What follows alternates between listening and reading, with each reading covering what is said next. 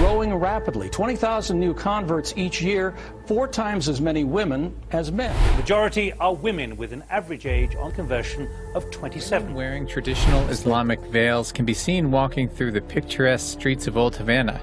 But increasingly, these women aren't tourists from far-flung places. They are Cuban Muslims, and their numbers are growing by the day. I found a lot of peace in it. It's like, this is what was right. There were no contradictions in it. There were no issues with it. It was what was right. And that's the only thing I can come up with, is it just felt right. يا نفس إن لم تظفري لا تجزعي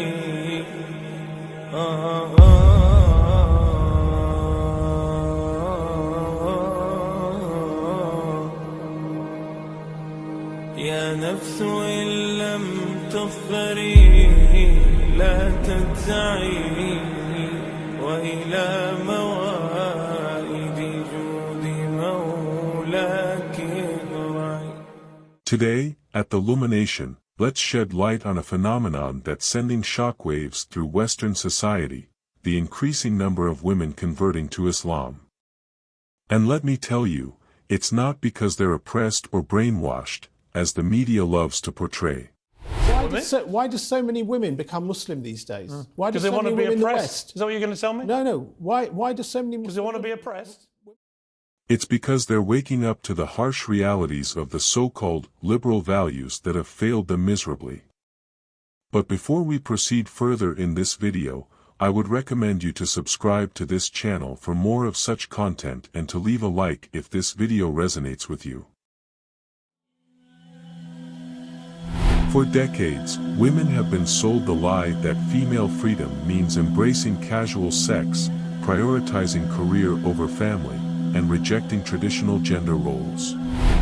But what they don't tell you is that it's a trap, a mirage of freedom that only leads to emptiness and despair. If a man stays home for most of his days, he is going to get depressed. And if a woman goes out and hustles 40 hours or 50 hours a week, she's going to get burnt out. They are playing the wrong role.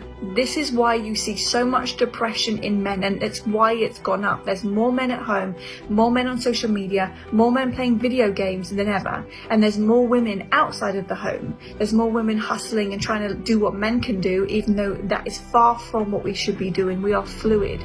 You couldn't pay me enough money to show up at an office and act the same way every day, because I can't tell you as a woman what mood I'm going to be in tomorrow. I can't tell you what mood I'm going to be in tonight. That's not how we work as women. So the woman stays in the home so that she can allow herself to be the full expression of femininity. She can be in whatever mood she wants to because she's in the safe container of her home. And the man goes out and he hustles and he does what he has to do. He comes home feeling satisfied that he's actually achieved something. But you reverse those roles, you see depression in men and you see burnout in. Consider why governments and companies invest millions in promoting the idea that women should compete with men in various jobs and make money. Governments benefit by collecting more taxes from a larger workforce, and companies gain more customers. So, this benefits the government and companies, not necessarily women.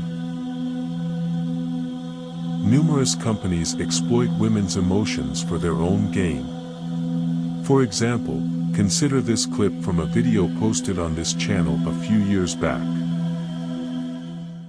Started in 1920s with an Austrian-American individual, Edward Bernays. Throughout World War I, Bernays worked as a propagandist for the US President Woodrow Wilson. Bernays' job was to convince the American public that their government was doing the right thing by intervening in the World War, and by doing this, America would be bringing democracy to all of Europe.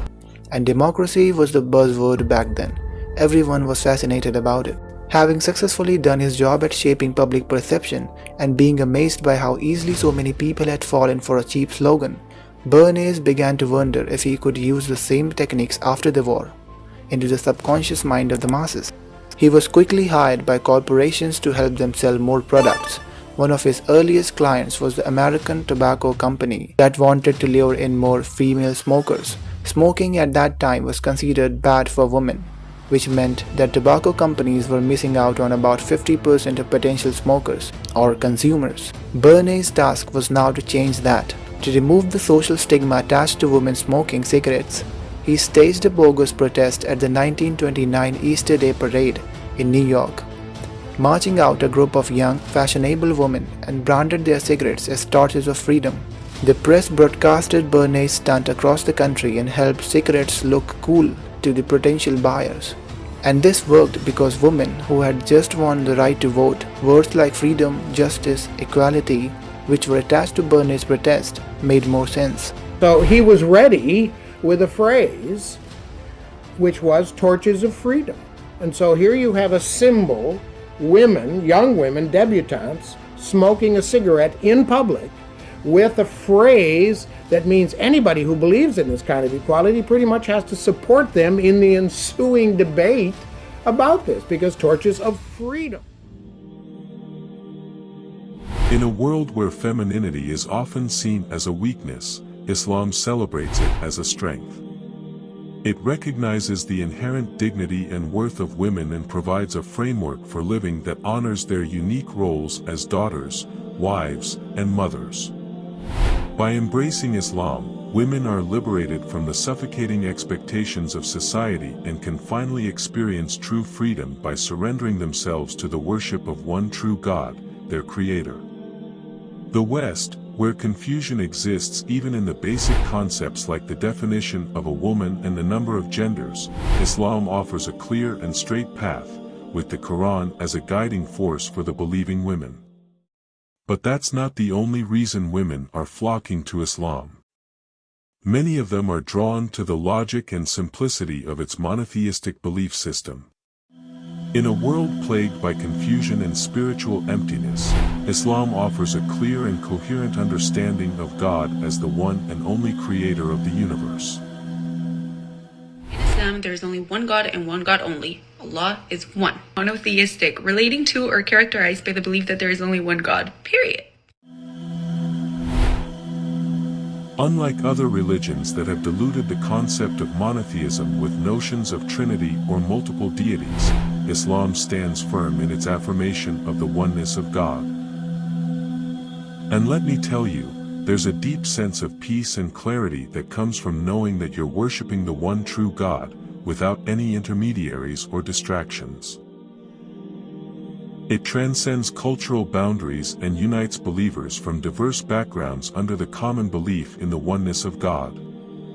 This unity of belief can be empowering for women who seek a sense of community and belonging in an increasingly divided world. So, to those who question why women in the West are converting to Islam, I say this: it's because they refuse to settle for the empty promises of a society that values materialism over morality. They're reclaiming their dignity, their purpose, and their identity as daughters of Eve and servants of Allah. And no amount of criticism or backlash will shake their unwavering faith. This is the Illumination, boldly signing off.